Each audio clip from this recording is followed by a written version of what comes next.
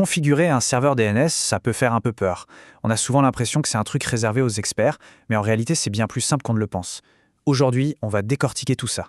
On va transformer cette tâche qui paraît intimidante en un projet concret, étape par étape.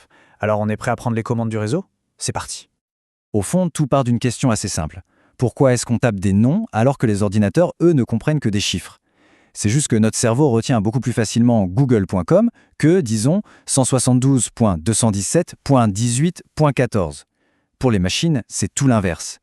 Eh bien, le DNS, c'est précisément ça. C'est le traducteur, le pont indispensable qui relie notre monde, celui des mots, à celui des machines. L'analogie parfaite, c'est celle de l'annuaire téléphonique. On cherche un nom et hop, on trouve un numéro. Le DNS, c'est l'annuaire d'Internet. Il prend un nom de domaine qu'on peut lire et comprendre, et il trouve l'adresse IP du serveur qui va avec. C'est vraiment le service de base qui fait que le web est utilisable pour nous, les humains. Bon, assez de théorie, passons à la pratique. Notre mission du jour, ce n'est pas de gérer tout Internet, soyons clairs. Non, on va construire notre propre petit annuaire privé, à serveur DNS juste pour un réseau local. C'est un exercice génial pour vraiment comprendre comment tout ça fonctionne de l'intérieur. Voici notre plan de bataille. Concrètement, on va créer une zone DNS qui s'appellera formation.local. Notre serveur, lui, aura une adresse IP fixe. C'est important, 192.168.1.10. Et tout ça, on va le faire sur un système CentOS 7. Ces 3 paramètres, c'est notre feuille de route, ce qui va nous guider pour toute la configuration. Allez, c'est le moment de mettre les mains dans le cambouis. La préparation est assez simple en fait.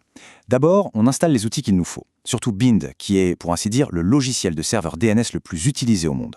Ensuite, et ça c'est un point absolument crucial, on vérifie que notre serveur a une adresse IP statique, une IP fixe. Imaginez un annuaire dont l'adresse changerait tout le temps. Il ne servirait à rien. Ok, les fondations sont en place. Maintenant, il est temps de dessiner les plans de notre serveur. On peut voir ça en 2 parties. D'un côté, on a le plan directeur qui va définir les grandes règles de fonctionnement, et de l'autre, le plan détaillé qui, lui, contiendra la liste précise des noms et des adresses pour notre domaine. Le tout premier fichier qu'on va aller modifier, et c'est vraiment le plus important, c'est /etc/named.conf. On peut dire que c'est le cerveau de notre serveur DNS. C'est lui qui va dire au service qui il est, sur quelle adresse il doit écouter les requêtes, et surtout qui a le droit de lui poser des questions. Regardons de plus près ces 2 lignes. Elles sont capitales. La première, listen on. Elle dit au serveur « Ok, maintenant tu n'écoutes plus seulement sur toi-même, mais aussi sur ton adresse réseau 192.168.1.10 ». La deuxième, allow query. C'est comme si on ouvrait la porte aux autres machines de notre réseau local. En gros, on leur donne la permission de poser des questions. Sans ces 2 lignes, notre serveur resterait dans son coin, complètement isolé. Juste en dessous, toujours dans le même fichier, on ajoute ce petit bloc. Et c'est là que la magie opère. Ici, on déclare officiellement que notre serveur est le maître, type master, pour la zone formation locale. Et on lui précise où trouver toutes les informations pour cette zone, dans un autre fichier qu'on a appelé ici forward.formation.local. C'est la déclaration d'autorité. On dit « c'est moi le chef pour ce domaine ». On passe maintenant au plan détaillé.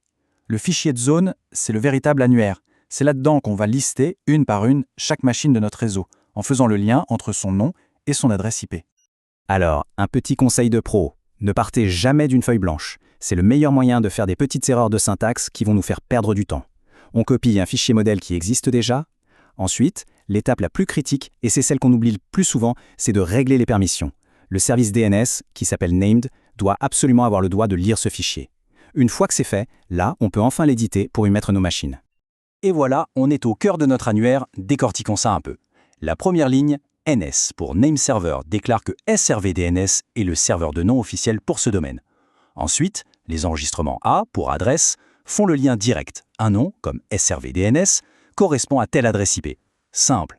Enfin, CNAME, pour nom canonique. C'est juste un alias, un surnom. On dit simplement que www est un autre nom pour SRVDNS. C'est super pratique. Et maintenant, le détail qui tue. Le détail qui change tout. On remarque le point à la fin de srvdns.formation.local. Ce n'est pas une faute de frappe, il est absolument obligatoire. L'oublier, c'est l'erreur numéro 1. Avant de démarrer le moteur, un bon mécanicien vérifie toujours que tout est bien serré. En administration système, c'est exactement pareil. On va utiliser des outils pour vérifier que nos fichiers de configuration sont nickel, qu'il n'y a aucune faute de frappe. Ça va nous éviter de sacrés mots de pète plus tard. Et ce qui est génial avec ces outils, c'est leur simplicité. Pour le fichier de config principal, on lance namecheckconf. Si la commande ne retourne rien, si elle reste silencieuse, c'est parfait. C'est le signe que tout va bien. Pour notre fichier de zone, on utilise namecheckzone, et là, ce qu'on veut voir, c'est ce magnifique OK qui s'affiche. Avec ces deux feux verts, on peut être sûr que notre configuration est correcte. Bon, c'est le moment de vérité. Les plans sont dessinés, la syntaxe a été vérifiée. Il est temps de mettre notre serveur DNS en service et de voir s'il répond bien à nos questions. On a 3 dernières petites étapes. D'abord, on ouvre le pare-feu, il faut bien laisser passer les requêtes DNS. Ensuite, on démarre le service named et, très important, on s'assure qu'il se lancera tout seul au prochain redémarrage. Et enfin, la clé du test, on modifie le fichier etc/resolve.conf pour dire à notre propre serveur d'utiliser lui-même comme résolveur DNS. Et voilà le résultat tant attendu. On lance NSLOOKUP et on regarde la réponse. La toute première ligne est cruciale. Le serveur qui a répondu, c'est bien le nôtre, 192.168.1.10. Et il nous a bien donné la bonne adresse IP pour le nom qu'on cherchait. Ça y est, c'est la confirmation, notre serveur DNS est en ligne et il fonctionne parfaitement. Évidemment, dans la vraie vie, il arrive que les choses ne fonctionnent pas du premier coup. Mais ce n'est pas grave du tout. Le plus important, c'est de savoir où regarder quand ça coince. Voici la liste des suspects habituels. En numéro 1, quasi systématiquement, les permissions sur le fichier de zone. Juste derrière, l'oubli de ce fameux point final. Les fautes de frappe aussi, un point-virgule qui manque. Ça arrive tout le temps.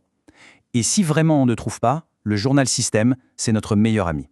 On y trouve souvent le message d'erreur exact qui va nous mettre sur la bonne piste.